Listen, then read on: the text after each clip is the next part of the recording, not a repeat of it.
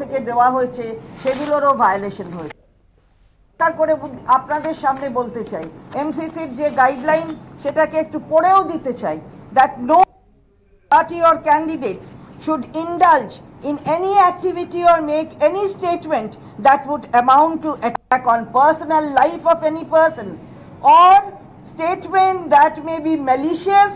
or offending decency and morality. এটা decency and morality কে করছে না, এটাকে তাকে এফেক্ট করছে না, এটা তাছাড়া বলছেন further MCC states criticism of other political parties should be confined to their policies and work, and candidates shall refrain from criticism of all aspects of private life. পরিষ্কার করে বলে দেওয়া আছে। তারপরটা আরো গুরুত্বপূর্ণ, সেটা হলো further the MCC refrains political parties and candidates from any deeds,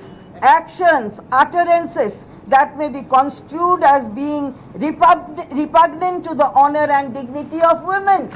এইখানেই তো আমরা বলছি যে সমস্ত গাইডলাইন, সমস্ত রেস্ট্রেন্ট অর্ডার গুলোকে একটা বৃদ্ধাঙ্গুষ্টি দেখাচ্ছেন, এবং সব সময় যেভাবে উনি এই ধরনের কথা বলেন, এটা একবার নয়, 21-এর নির্বাচনের আগে বলেছেন, তারপরে বলেছেন, বারে বারে বলেন, আবারও 24-এর নির্বাচনের আগে একটা প্রার্থী, সেই প্রার্থী এসে